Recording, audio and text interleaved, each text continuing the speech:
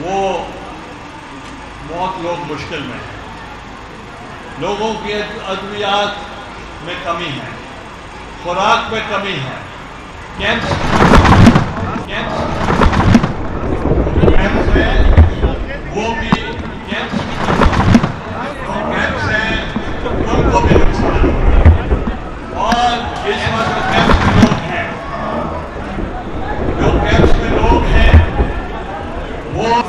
Camps हैं, वो भी जो कैंप्स हैं, उनको भी नुकसान है। और इस वक्त जो कैंप्स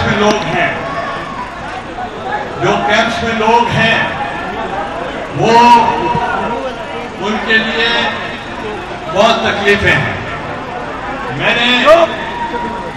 मैंने वहां जो बेनजीर इनकम सपोर्ट प्रोग्राम का ऑफिस है, उसको मैंने थॉरली चेक किया है। उस पे जो कमियां हैं वो मैंने उनको कहा है कि इनको